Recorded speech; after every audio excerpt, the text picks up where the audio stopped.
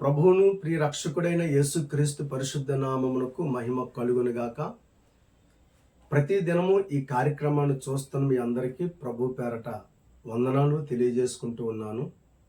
మరి ముఖ్యంగా ప్రతి దినము కూడా అనేకులు ఈ కార్యక్రమాన్ని చూస్తూ ఉన్నారు. ప్రత్యేక వందనాలు మీ అందరికీ తెలియజేసుకుంటూ ఉన్నాను.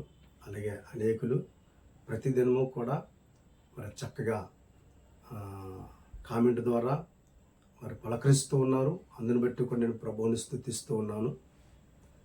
ఈ యొక్క మీడియా ద్వారా కొన్ని మాటలు ప్రభు మాటలు చెప్పాలనేటువంటి ఆశతో మరి ఈ కార్యక్రమాన్ని ప్రారంభించి ఉన్నాము కనుక దేవుని బిడ్డలారా, మీరు అనేకులు ఈ కార్యక్రమాన్ని చూస్తూ ఉన్నారు, మీరు ప్రోత్సహిస్తున్నారు. అందుని బట్టి నేను ప్రభువుని స్తుతిస్తూ ఉన్నాను. నిరంతరాయంగా ఈ కార్యక్రమం మరి కొనసాగింపబడినట్లుగా దేవుడు మాకు సహాయం చేయనట్లుగా మా కోసం, మా పరిచర్యల కోసం మీరందరూ కూడా దయతో అనుదినము ప్రార్థన చేయాలని ప్రభు పేరట ప్రేమతో కోరుకుంటూ ఉన్నాను. మీరు మా కోసం నిరంతరము ప్రార్థన చేయాలని, రాబో రోజుల్లో మరింత బలమైన పరిచర్య మరి దీనదాసునైన నా ద్వారా ప్రభు జరిగించినట్లుగా దయతో మా పరిచర్య నిమిత్తం, మా నిమిత్తం మీరు ప్రార్థన చేయాలని సవనీయంగా ప్రభు పేరట మిమ్మల్ని అందరినీ ప్రేమతో కోరుకుంటూ ఉన్నాను. దయతో నేను మీతో సహసహోదరుణ్ణి దయతో మరొకసారి ప్రేమతో ఈ కార్యక్రమాన్ని చూస్తున్న మీ అందరిని బట్టి కూడా నా ప్రభువుని స్తుతిస్తూ ఉన్నాను. దేవుడు మీ ఎడల మరి అనేకమైనటువంటి ఆశ్చర్య కార్యాలు జరిగించాలని, దేవుడు మీ ఎడల ఘనమైన కార్యాలు జరిగించాలని మనసారా ఆశిస్తూ మీకోసం ప్రార్థన చేస్తూ ఉన్నాను. దేవుడు మీ కోరికలన్నీ కూడా సిద్ధింపచేసి మీ ఆలోచనలు యావత్తు కూడా సఫలపరచునుగాక. దేవాది దేవుడు మీ జీవితంలో ఘనమైన కార్యాలు జరిగించునుగాక. 30దంతులుగాను 60దంతులుగాను 100దంతులుగాను మీరు చేయించిన ప్రతి పనిని నా ప్రభు సఫలపరచునుగాక. మరొకసారి దేవుని పిల్లలారా, ఈ కార్యక్రమాన్ని మీరు చూస్తూ ఎంతగానో ప్రోత్సహిస్తున్నందుకు మరొకసారి నిండు కృతజ్ఞతలు మీ అందరికీ తెలియజేసుకుంటూ, మరి ప్రత్యేకంగా మా కుటుంబాల నిమిత్తం మీరు తప్పనిసరిగా, మా పరిచయం నిమిత్తం తప్పనిసరిగా ప్రార్థన చేయాలని మరొకసారి ప్రేమతో కోరుతూ ఉన్నాను. God bless you. పరిశుద్ధ గ్రంథంలో నుండి కొన్ని మాటలు ఈ ఉదయకాల సమయంలో జ్ఞాపకం చేసుకుందాం. కీర్తనల 34వ కీర్తన, దావీదు రాసినటువంటి కీర్తనలు 34వ కీర్తన 7వ వాక్యాన్ని చదువుకుందాం. యెహోవాయందు భయభక్తులు గలవారి చుట్టూ ఆయన దూత కావలియుండి వారిని రక్షించును. ఈ దినం దేవుడు తన పిల్లలకి ఇచ్చేటువంటి భద్రత ఎంత గొప్పగా ఉందో ఇక్కడ ఈ వాక్యం ద్వారా మనం చూస్తూ ఉన్నాం. దేవుని యందు భయభక్తులు కలిగినటువంటి వారి యొక్క జీవితంలో దేవుడు ఎంతటి భద్రతని, ఎంతటి కాపుదలని ఇస్తూ ఉన్నాడో ఈ కీర్తన భాగం ద్వారా మనం చూస్తూ ఉన్నాం. వాస్తవానికి దావీదు పరాయి దేశంలో ఉన్నప్పుడు ఆ దేశపు రాజు చేతిలో నుండి తప్పించుకున్నప్పుడు రాసినటువంటి కీర్తన ఇది, లేదా అక్కడి నుంచి బయటకు వచ్చినప్పుడు రాసినటువంటి కీర్తన. దావీదు అనేకమైనటువంటి అపాయాలు నాకు ఎదురవుతూ ఉన్నప్పటికీ కూడా అపాయాలన్నిటిలో కూడా ప్రభువు నన్ను కాపాడుతూ ఉన్నాడని ప్రభువుని స్తుతిస్తూ ఈ కీర్తన రాసినట్లుగా దేవుని వాక్యంలో మనం చూస్తూ ఉన్నాం. అందుకనే భక్తుడు అంటారు, యెహోవాయందు భయభక్తులు గలవారు చుట్టూ. అంటే దేవుడు తన పిల్లలకి ఇచ్చేటువంటి భద్రత ఎంతో గొప్పదని, ఆయన తన పిల్లలను ఎల్లప్పుడూ కాపాడుతూ, కోడి తన పిల్లలను తన రెక్కల క్రిందకి ఎలాగైతే చేర్చుకుంటుందో అలాగ తన పిల్లలందరి మీద ఆయన తన హస్తాన్ని చాపి కాపాడుతూ ఉన్నాడని దావీదు ఒప్పుకుంటూ ఉన్నాడు. అందుకని అంటారు, ఆయన దూత కావలియుండి వారిని రక్షించునని. దేవుని ప్రియులారా, అవును, దేవుని యందు భయభక్తులు గలవారు చుట్టూ కూడా దేవుడు తన దూతల్ని కావలుగా ఉంచుతాడని, ఆ దేవుడు మనకి అద్భుతమైనటువంటి కాపుదల అద్భుతమైనటువంటి సంరక్షణ మనకు అనుగ్రహిస్తాడు అని దావీదు దేవుని సన్నిధానంలో ఒప్పుకుంటూ ఉన్నాడు. ఈ వాక్యాన్ని వింటున్న దేవుని బిడ్డలారా, అవును, దేవుడు నిన్ను నన్ను కాపాడుతూ ఉన్నాడు. దేవుని వాక్యం రాయబడింది, ఇశ్రాయేలీయుల దేవుడు కునుకడు నిద్రపోడు అని.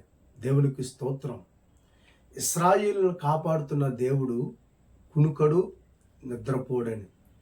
నిన్ను నన్ను చూస్తూ ఉన్నాడు. ఆయన ఎప్పుడూ కూడా ఆయన మనం కాపాడుతూ ఉన్నాడు. ఎన్నో అపాయాలు, ఎన్నో ఇబ్బందులు, ఎన్నో యాక్సిడెంట్లు మనల్ని దాటిపోయినాయి. అన్నిటిలో నుండి కూడా ప్రభు మనల్ని ఏం చేశాడో తెలుసా? ఆయన హస్తాన్ని చాటు చేసి మనకి ఏ హాని జరగకుండా ఆయన మనల్ని కాపాడుతూ ఉన్నాడు. దావీదును కాపాడుతున్నట్టుగా దేవుడు ఈ ఉదయకాల సమయంలో నిన్ను నన్ను మనల్ని అందరినీ కూడా దేవుడు కాపాడుతూ ఉన్నాడు. దేవునికి స్తోత్రం కలుగునుగాక. చూడండి, ప్రభు మన ఎడల చూపించేటువంటి భద్రత ఎంత గొప్పదో. కనుక దావీదు అంటారు, ఆయన దూత కావలయుండి రక్షించింది. దేవునికి స్తోత్రం. మనకి రక్షణ కాపుదలను ప్రభు ఇస్తారు. దేవుని వాక్యం కొన్ని మాటలు మనం ధ్యానం చేసుకున్నట్లయితే 91వ కీర్తన 4వ వాక్యం మనం చదువుకున్నట్లయితే, ఆయన తన రెక్కలతో నిన్ను కప్పును, ఆయన రెక్కల క్రింద నీకు ఆశ్రయము కలుగును, ఆయన సత్యము కేడమును డాలునై ఉన్నది. చూసారు ఎంతో అద్భుతమైన మాట ఇక్కడ. దేవుడు మనల్ని తన రెక్కలతో కప్పుతూ ఉన్నాడని. కోడి పిల్లలకు అపాయం కలుగుతూ ఉన్నప్పుడు కోడి ఒక కేక వేసినప్పుడు కోడి పిల్లలన్నీ కూడా ఎలా అయితే రెక్కల్లోకి తల్లి యొక్క రెక్కల నీడలోకి వస్తే వాటికి ఎలాంటి భద్రత అయితే ఉందో, అలాగే దేవాది దేవుని మీద ఆధారపడి ఆయనని ఆశ్రయంగా చేసుకుని ఆయన రెక్కల నీడలోనికి వచ్చిన వారందరికీ, రెక్కల నీడ అనగా ఆయనను నమ్ముకొని ఆయన మీద ఆధారపడి ఆయన సహాయం కోసం వేడుకొని ఆయన యందు విశ్వాసం ఉంచడం. అలా ఎవరైతే ఆయన యందు విశ్వాసం ఉంచి ఆయన సహాయమునికి వేడుకుంటూ ఉన్నారో వారినందరినీ కూడా దేవాది దేవుడు కాపాడుతూ ఉన్నాడు. అందుకని భక్తుడు అంటారు, ఆయన తన రెక్కలతో నిన్ను కప్పును. దేవునికి స్తోత్రం. ఆయన రెక్కల క్రింద మనకి ఏముందంటే ఆశ్రయం ఉంది. ఆయన మనల్ని కాపాడే దేవుడు. ఆశ్రయం అంటే మనల్ని కాపాడే ఒక అద్భుతమైనటువంటి ఒక నివాసం, ఒక సెక్యూరిటీ, మనం చక్కగా సంతోషంగా ఏ భయము లేకుండా దాక్కొనగలిగినటువంటి ఒక అద్భుతమైనటువంటి షెల్టర్. కనుక ఈ ఉదయకాల సమయంలో దేవాది దేవుని బిడ్డలారా, దేవుని యొక్క కృప మనల్ని కాపాడుతూ ఉంది. ఆయన మనకి ఎలా ఉన్నాడంటే కేడుముగాను డాలుగా, అంటే బాణాలు, శత్రువు వేసేటువంటి బాణాలు మనకి తగలకుండగా ఆయన మనకి కేడుముగాను డాలుగా ఉన్నాడు. బాణాలన్నీ వచ్చి ఈ కేడుమునైనా డాలునైనా గుద్దుకుని పడిపోతాయి. మన దగ్గరికి రావాలంటే ఈ కేడైనా దాటుకుని రావాలి, లేదా ఇక్కడ రాయబడుతున్నట్టుగా ఈ డాలును దాటుకుని రావాలి. కనుక దేవుడు అంటే నేను డాలుగా ఉంటాను, కేడుముగా ఉంటాను గల కారణం ఆయన రెక్కల క్రింద మనకి ఏముందంటే క్షేమం ఉన్నది. కనుక ఈ ఉదయకాల సమయంలో దేవుని బిడ్డలారా, ఆయన రెక్కలతో నిన్ను నన్ను కప్పుతూ ఉన్నాడు. అదే దేవుని యొక్క భద్రత. దేవుని వాక్యం మనం చూసుకున్నట్లయితే మరి కొన్ని మాటలు 125వ కీర్తన 1వ వాక్యాన్ని 1-2 వాక్యాలు చదువుకున్నట్లయితే, యెహోవా యందు నమ్మిక ఉంచువారు కదలక నిత్యము నిలిచి సియోను కొండవలె నుందురు. యెరూషలేము చుట్టూ పర్వతములున్నట్టు యెహోవా ఇది మొదలుకొని నిత్యము తన ప్రజల చుట్టూ ఉండును. చూడండి, యెరూషలేము చుట్టూ పర్వతాలు ఉన్నట్టుగానట దేవాది దేవుడు తన పిల్లలందరి చుట్టూ ఆయన కాపుదలుగా ఉంటాడట. దేవునికి స్తోత్రం. పర్వతముల వలె ఆయన మన చుట్టూ ఉండి ఆయన మనల్ని కాపాడుతూ ఉన్నాడు. దేవునికి స్తోత్రం. ఆయన తన రెక్కలతో మనల్ని కాపాడుతూ ఉన్నాడు. పర్వతముల వలె మన చుట్టూ ఉండి ఆయన మనల్ని ఏం చేస్తూ ఉన్నాడంటే కాపాడుతున్నాడు. ఎంత అద్భుతమైనటువంటి దేవుడు. ఈ ఉదయకాల సమయంలో ఆయన నీకిచ్చే భద్రత ఎంత గొప్పగా ఉందో తెలుసా? పర్వతం ఎలాగైతే యెరూషలేము మధ్య చుట్టూ పర్వతాలు ఉన్నాయో అలాగా నీ చుట్టూ నా దేవుడు కాపుదలుగా ఉండి పర్వతము వల్లే ఆయన నీ చుట్టూ ఉండి నేను కాపాడుతూ ఉన్నాడు. నిన్నైనా నన్నైనా మనందరిని కాపాడే దేవుడు ఆయనే కదా మరి. కనుక అలాంటి దేవాది దేవుని యందు మరింత విశ్వాసంతో సాగిపోవలసినటువంటి వారమై ఉన్నాము. కనుక దేవుని పిల్లలారా, దేవుడు తన పిల్లలకి ఇచ్చేటువంటి భద్రత, ఆయన యందు భయభక్తులు కలిగి ఆయన కృపలో నడిపించబడుతూ ఉన్న వారికి ఇచ్చేటువంటి భద్రత ఎంత అద్భుతమైన భద్రత అంటే, ఇదిగో ఇలాగా కోటవెలో ఉంటాడని, అలాగే ఆయన రెక్కలతో కప్పేవాడిగా ఉంటాడని, దేవుని పిల్లలారా పర్వతము వలె మన చుట్టూ కూడా మనం కాపాడుతాడని దేవుని వాక్యం సెలవిస్తుంది. ఉదాహరణకి దేవుని వాక్యములో ఎలీషా అనేటువంటి ఒక ప్రవక్తను మనం చూస్తాం. ఆ ఎలీషా ఇశ్రాయేలీయుల ప్రజల పక్షాన క్షేమ సమాచారాన్ని తెలియజేస్తూ శత్రువు మనసులో తన ఇశ్రాయేలు ప్రజలకి ఎలాంటి నష్టాన్ని కలగజేయాలని శత్రువు అనుకుంటున్నాడు. శత్రువు మనసులో ఉన్నటువంటి మాటలన్నీ కూడా ఆత్మ ద్వారా గ్రహించి మరి ఇశ్రాయేల్ రాజుకి తెలియజేసేవాడు. కనుక ఈ విషయాలన్నీ కూడా ఇశ్రాయేల్ రాజుకి ఎలా తెలుస్తున్నాయి అని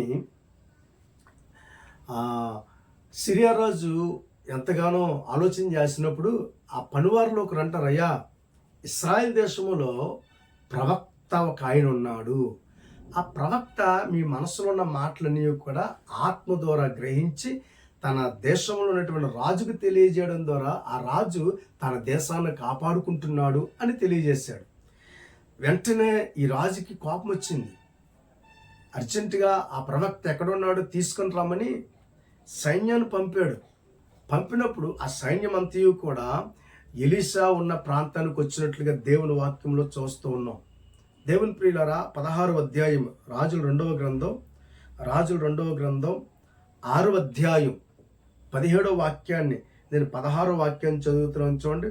అతడు భయపడవద్దు, మన పక్షమును ఉన్నవారు వారికంటే అధికులై ఉన్నారని చెప్పి, యెహోవా వీడు చూచినట్లు దయచేసి వీడి కండ్లను తెరవమని ఎలీషా ప్రార్థన చేయగా యెహోవా పనివాని కండ్లను తెరవజేసెను గనుక వాడు ఎలీషా చుట్టూను పర్వతము, అగ్ని, గుర్రముల చేత రథముల చేత నిండియుండుట చూచెను.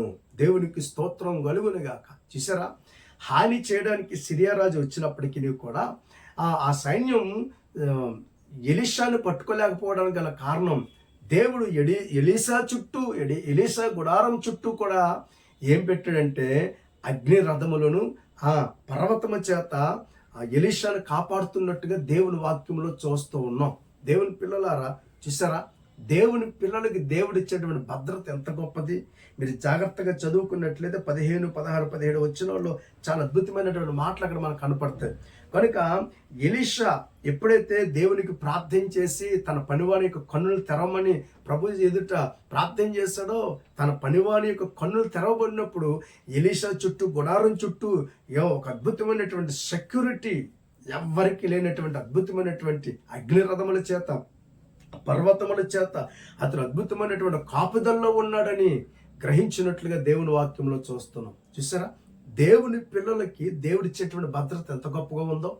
కనుక ఈ వాక్యాన్ని వింటున్న దేవుని బిడ్డ, నా దేవుడు నీకు కూడా అద్భుతమైనటువంటి భద్రతను ఇస్తూనే ఉన్నాడు. అందుకే అనేకమైనటువంటి అపాయాల్లో నుండి నువ్వు కాపాడబడుతూ ఉన్నావంటే చాకచక్యంగా నేను తప్పించుకుంటున్నాను అని కాదు, ఆయన మనల్ని కాపాడుతున్నాడు కనుక మనం తప్పించబడుతున్నాము. మన చేతుల్లో ఏమీ లేదు. కాపాడే దేవుడు దినదినము మనకు అపాయం సంభవించకుండా కాపాడుతున్నాడు. కనుక ఆయన యందు విశ్వాసం ఉంచి మరింత భక్తి భావముల చేత ప్రభు కృపలో మనం సాగిపోయినప్పుడు మరిన్ని నూతనమైనటువంటి ఆశీర్వాదాలు పొందుకుంటాం. కనుక ఈ ఉదయకాల సమయంలో ప్రభు మీద ఆధారపడదాం. ఆయన నిన్ను నన్ను కూడి ఉన్న మనల్ని కాపాడుతున్నాడని గుర్తించి మరింత ఎక్కువగా ప్రభు కృపలో సాగిపోవాలని ప్రభు పేరట ప్రేమతో తెలియజేస్తున్నాను. కనుక దేవుడు మనందరికీ భద్రతనిస్తూ ఉన్నాడు. కనుక ఆయన రెక్కల నీడలో దినదినము మనం సాగిపోనట్లుగా దేవునికి కృతజ్ఞత కలిగి నమ్మకంగా జీవిందాం. అట్టి కృప దేవుడు మనందరికీ అనుగ్రహించును గాక. ఆమేన్. చిన్న ప్రార్థన. ప్రేమ కలిగిన తండ్రి, నీ పిల్లలమై ఉన్న మా అందరికీ మీరు ఇస్తున్న భద్రత గొప్పది. ఎందరైతే ఈ మాటలు వింటూ ఉన్నారో వారందరి విశ్వాసాలను బలపరచండి. అవును, దేవుడు మా అందరికీ చక్కటి భద్రతను ఇస్తూ ఉన్నాడని గుర్తెరిగి మరింత ఎక్కువగా నిన్ను మహిమపరుచున్నట్లుగా ప్రతి ఒక్క బిడ్డకి సహాయం చేయమని ప్రార్థిస్తూ ఈ మాటల ద్వారా మీ పిల్లలందరినీ మీరు బలపరిచి నడిపించమని వేడుకుంటూ యేసు నామం ధరి ప్రార్థన అడుగుచున్నాము తండ్రి, ఆమేన్. దేవుడు మీ అందరికీ తోడయుండి కాచి కాపాడి బలపరిచి ఆశీర్వదించును గాక. ఆమేన్.